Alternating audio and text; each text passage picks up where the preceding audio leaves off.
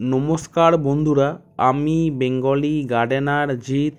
তো আজ আমি ডিএপি ফার্টিলাইজার নিয়ে কথা বলবো।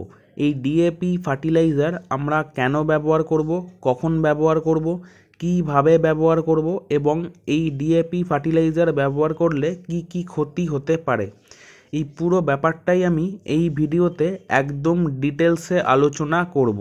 তো ভিডিওটা স্কিপ না করে একদম প্রথম থেকে লাস্ট অবধি দেখুন। ভিডিওটা ভালো লাগলে অবশ্যই লাইক দেবেন, বাকিদের সাথে শেয়ার করবেন এবং যারা আমার ভিডিও আজ প্রথমবার দেখছেন আমার চ্যানেলকে সাবস্ক্রাইব করতে ভুলবেন না। ডিএপির ফুল ফর্ম হচ্ছে ডাই অ্যামোনিয়াম ফসফেট। এটি একটি রাসায়নিক বা কেমিক্যাল ফার্টিলাইজার এবং এই ফার্টিলাইজারটা অনেকগুলো কালার ভ্যারাইটিতে পাওয়া যায়।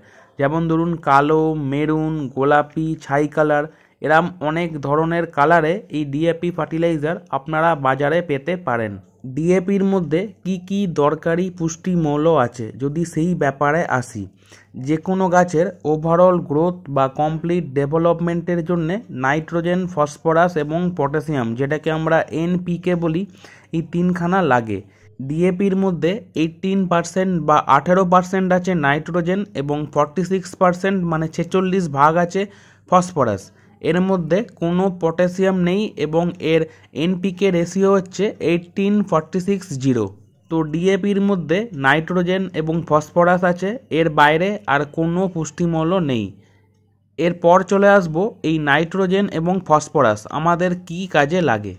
যদি খুব ছোট করে বলি, নাইট্রোজেন গাছের কচি কচি পাতা ও ডালপালা বের করতে সাহায্য করে। নাইট্রোজেনের কারণে গাছের পাতা সবুজ হয়, গাছের গ্রোথ ভালো হয় এবং গাছের প্রচুর ডালপালা বেরোয়।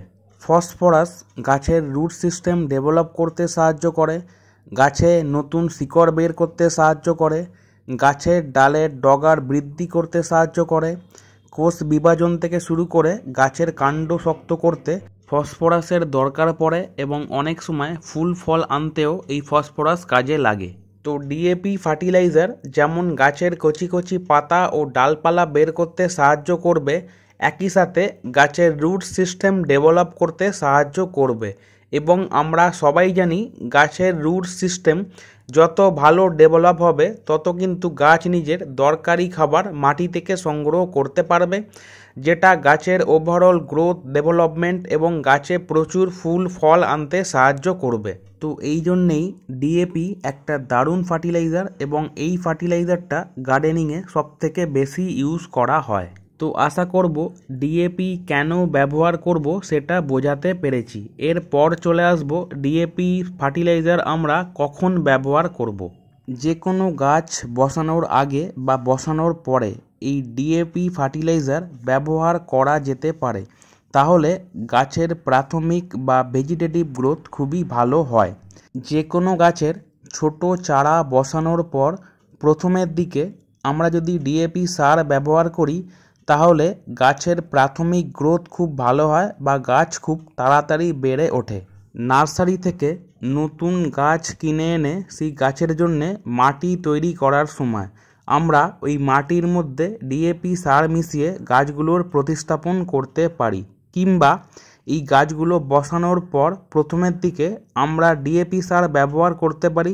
তাহলে গাছের শিকড়গুলো বা রুট সিস্টেম খুব ভালোভাবে ডেভেলপ করবে, যেটা গাছের ওভারঅল গ্রোথ এবং ডেভেলপমেন্টে সাহায্য করবে।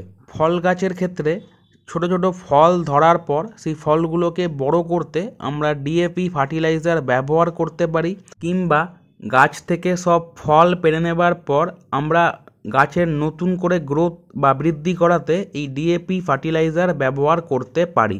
ভেজিটেবলস বা সবজি গাছের জন্য মাটি তৈরি করার সময় সেই মাটির মধ্যে ডিএপি ফার্টিলাইজার মিশিয়ে এই গাছের চারা প্রতিস্থাপন করতে পারি, নয়তো এই গাছগুলো বসানোর পর প্রত্যেক মাসে একবার করে এই গাছের টবে ডিএপি ফার্টিলাইজার দিতে পারি। তাহলে গাছের গ্রোথ খুব ভালো হবে এবং আমরা সেই গাছগুলো থেকে প্রচুর মাত্রায় সবজি ফলাতে পারবো। অনেক ক্ষেত্রে গাছে ফুল ফল আসে না, সেই ক্ষেত্রে আমরা ডিএপি ব্যবহার করলে অনেক সময় গাছে ফুল ফল এসে যায়। তো আশা করব ডিএপি ফার্টিলাইজার আমরা কখন ব্যবহার করব সেটা বোঝাতে পেরেছি। এরপর চলে আসব ডিএপি ফার্টিলাইজার আমরা কিভাবে ব্যবহার করব এবং কতটা পরিমাণে একটা গাছে ব্যবহার করতে পারি। ডিএপি ফার্টিলাইজার আমরা গাছের টবের সাইজ অনুযায়ী ব্যবহার করতে পারি। যত ইঞ্চি টবের সাইজ অতগুলো আমরা ডিএপির দানা নিয়ে গাছের টবে দিতে পারি। যদি টবের সাইজ 12 ইঞ্চি হয় তাহলে আমরা 12খানা ডিএপির দানা নিয়ে গাছের টবে দেব। যদি টবের সাইজ 8 ইঞ্চি হয় তাহলে 8খানা ডিএপির দানা নিয়ে আমরা গাছের টবে দেব। এইভাবে গাছের টবের সাইজ অনুযায়ী আমরা ডিএপি গাছের টবে দিতে পারি। এর জন্যে ডিএপি ফার্টিলাইজার নিয়ে আমরা সরাসরি টবের ওপর দিয়ে দিতে পারি, নয়তো টবের ওপরকার মাটিটাকে হালকা করে এইভাবে খুশে নিয়ে তারপর আমরা ডিএপির দানা গাছের টবের মধ্যে দিতে পারি। আমার এই গাছটা 12 ইঞ্চির টবে আছে, তো আমি মোটামুটি 12 থেকে 14খানা অবধি ডিএপির দানা নেব। একটা দুটো ডিএপির দানা বেশি কম হতে পারে, তাতে কোনো ক্ষতি নেই, কিন্তু 12 ইঞ্চির টবে আমরা কখনোই 1 চামচ 2 চামচ ভর্তি করে ডিএপির দানা দেব না, সেটা কিন্তু গাছের ক্ষতি করবে। তো এটা একটা 12 ইঞ্চির টব, আমি এখানে 12 থেকে 14খানা ডিএপির দানা দিলাম এবং এটাকে আমি একদম গাছের গোড়ায় দিইনি, গাছের গোড়া থেকে অনেকটা দূরে টবের চারপাশে দিয়েছি। এইভাবেই কিন্তু ডিএপির দানা গাছের টবে দিতে হয়। অনেকে 1 চামচ 2 চামচ ভর্তি করে ডিএপির দানা গাছের টবে দিয়ে দেয়, যেটা কিন্তু গাছের ক্ষতি করে এবং গাছের শিকড়গুলোকে জ্বালিয়ে দেয়। তো টবের সাইজ অনুযায়ী যত ইঞ্চি টব ততগুলো ডিএপির দানা আমরা গাছের টবে দেব এবং গাছের গোড়া থেকে অনেকটা দূরে দেব। ফার্টিলাইজার দেওয়ার পর অবশ্যই টব ভর্তি করে ভালো করে জল দিতে হবে। তো এটা ছিল ডিএপি ফার্টিলাইজার দেওয়ার প্রথম পদ্ধতি। এরপর চলে আসব দ্বিতীয় পদ্ধতিতে, জলের সাথে ডিএপি ফার্টিলাইজার গুলে গাছের টবে দিয়ে দেওয়া। এইভাবেও আমরা ডিএপি ফার্টিলাইজার গাছের টবে দিতে পারি। এর জন্যে আমরা 1 মগ জল নেব। এই 1 মগ জলের মধ্যে আমরা টবের সাইজ অনুযায়ী ডিএপি ফার্টিলাইজার মেশাবো। যেমন এটা একটা 12 ইঞ্চির টব, তো আমরা গুনে গুনে 12 থেকে 14খানা অবধি ডিএপির দানা নেব এবং এটাকে জলের মধ্যে দিয়ে দেব। যতক্ষণ না ডিএপির দানাগুলো পুরোপুরিভাবে জলের সাথে মিশে যাচ্ছে ততক্ষণ অবধি আমরা জলটাকে এইভাবেই রেখে দেব এবং মাঝে মাঝে কোনো চামচ বা কিছু দিয়ে হালকা করে নাড়িয়ে দেব, যাতে এই ডিএপির দানাগুলো খুবই সহজে জলের সাথে পুরোপুরিভাবে মিশে যেতে পারে। কিছুক্ষণ পর দেখুন ডিএপি ফার্টিলাইজারটা পুরোপুরি জলের সাথে মিশে গেছে এবং জলের রঙটা হালকা পাল্টে গেছে। এরপর এই ডিএপি ফার্টিলাইজার মেশানো জলটা গাছের টবে দিয়ে দেব। এটা হচ্ছে দ্বিতীয় পদ্ধতি, যেভাবে আমরা গাছের টবে ডিএপি ফার্টিলাইজার দিতে পারি। এরপর চলে আসব 3 নম্বর পদ্ধতি, যেভাবে আমরা ডিএপি ফার্টিলাইজার গাছে দিতে পারি, সেটা হচ্ছে গাছের পাতায় আমরা ডিএপি ফার্টিলাইজার স্প্রে করতে পারি। একটু আগে যে জলটার মধ্যে আমি ডিএপি ফার্টিলাইজারের দানাগুলো মেশালাম, সেখান থেকে আমি 1.5 থেকে 2 ml মানে 25 থেকে 30 ফোঁটা অবধি এই জলটা নেব এবং এটাকে আমি 1 লিটার জলের মধ্যে মেশাবো। তো একটা ড্রপারে করে এই জলটাকে আমি নেব, যার মধ্যে আমি ডিএপি মিশিয়েছিলাম, এবং এটাকে আমি 1 লিটার জলের মধ্যে মেশাবো। তো এখানে আমি এই বোতলে 1 লিটার জল নিয়েছি এবং এর মধ্যে আমি 1.5 থেকে 2 ml মানে 25 থেকে 30 ফোঁটা অবধি মেশাবো। এরপর এই 2খানা জিনিসকে আমি ভালো করে মিশিয়ে নেব। ভালো করে মিশিয়ে নেবার পর যে কোনো ফোলিয়ার স্প্রে দিয়ে আমরা গাছের পাতায় স্প্রে করে দেব। তো এইভাবেও আমরা ডিএপি ফার্টিলাইজার গাছে দিতে পারি। এইভাবে আমরা গাছের পাতায় এই ডিএপি ফার্টিলাইজার স্প্রে করতে পারি। গাছে ডিএপি দেবার আমি 3খানা পদ্ধতি দেখালাম। এর মধ্যে যে প্রসেসটা আপনাদের সুবিধা হবে সেই প্রসেস ফলো করে গাছে আপনারা ডিএপি সার দিতে পারেন। এবার যাদের গাছ মাটিতে বা জমিতে আছে তারা একটা গাছের জন্য 20 থেকে 25খানা অবধি ডিএপির দানা ব্যবহার করতে পারেন, এবং যারা ফসলে ব্যবহার করতে চান তারা 1 একর জমিতে 25 থেকে 30 কেজি অবধি এই ডিএপি ফার্টিলাইজার ব্যবহার করতে পারেন। এরপর চলে আসব কদিন অন্তর ডিএপি ফার্টিলাইজার গাছে দেওয়া যেতে পারে। আমরা প্রত্যেক মাসে একবার করে ডিএপি ফার্টিলাইজার দিতে পারি।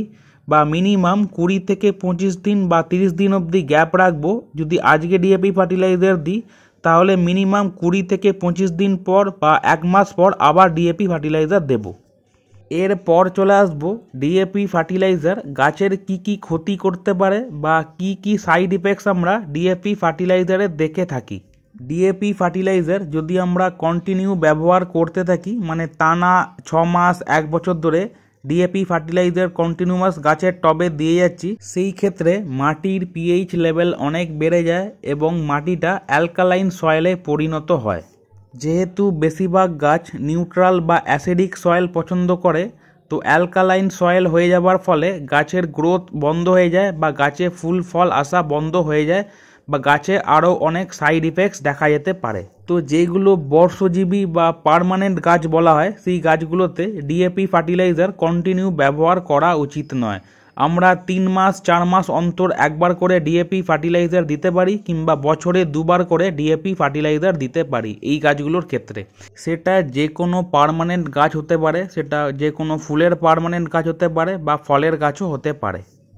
যে কোনো সিজনাল গাছের ক্ষেত্রে আমরা ডিএপি ফার্টিলাইজার কন্টিনিউ ব্যবহার করতে পারি, তার কারণ এই গাছগুলো যেহেতু বর্ষজীবী নয়, এরা 3 থেকে 4 মাস অবধি বাঁচে। তো এই গাছগুলোর কম সময়ের মধ্যে তাড়াতাড়ি গ্রোথ করাতে আমরা প্রত্যেক 20 থেকে 25 দিন অন্তর একবার করে ডিএপি ফার্টিলাইজার এই গাছের টবে দিতে পারি বা ডিএপি ফার্টিলাইজার এই গাছগুলোর ক্ষেত্রে কন্টিনিউ ব্যবহার করে যেতে পারি।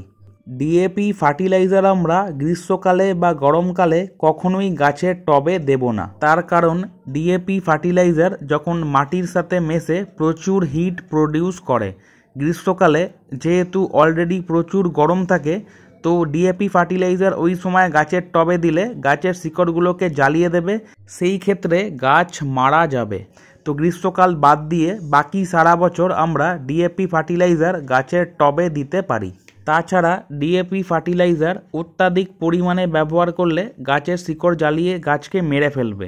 অনেকে যেটা বললাম যে গাছের টবে 1 চামচ 2 চামচ করে ডিএপি ফার্টিলাইজার অনেক সময় ভুল করে দিয়ে ফেলে, সেটা কিন্তু গাছের শিকড়গুলোকে জ্বালিয়ে দেবে এবং গাছ কিন্তু মারা যাবে। তো যতটা পরিমাণ দেখালাম, আমরা যদি ওই সঠিক পরিমাণে গাছের টবে ডিএপি ফার্টিলাইজার ব্যবহার করতে পারি তাহলে গাছের কোনো ক্ষতি হবে না। ডিএপি ফার্টিলাইজারের মধ্যে যেহেতু নাইট্রোজেন এবং ফসফরাস থাকে কিন্তু কোনো পটাশিয়াম থাকে না, তো এই ফার্টিলাইজারের সাথে আমরা যদি পটাশিয়াম যুক্ত কোনো ফার্টিলাইজার মিশিয়ে দিই তাহলে বেটার বা ভালো রেজাল্ট পেতে পারি। তো আশা করব ডিএপি ফার্টিলাইজার নিয়ে এতক্ষণ যে আলোচনাটা করলাম বা এই ভিডিওটা পুরো দেখার পর আপনারা বুঝে গেছেন ডিএপি ফার্টিলাইজার আমরা কেন ব্যবহার করব, কখন ব্যবহার করব, কিভাবে ব্যবহার করব এবং কি ক্ষতি এই ডিএপি ফার্টিলাইজার করতে পারে। ভিডিওটা ভালো লাগলে অবশ্যই লাইক দেবেন, বাকিদের সাথে শেয়ার করবেন এবং যারা আমার ভিডিও আজ প্রথমবার দেখলেন আমার চ্যানেলকে সাবস্ক্রাইব করতে ভুলবেন না। তো আজকের ভিডিওটা এখান অবধি রইল, দেখা হবে এর পরের ভিডিওতে।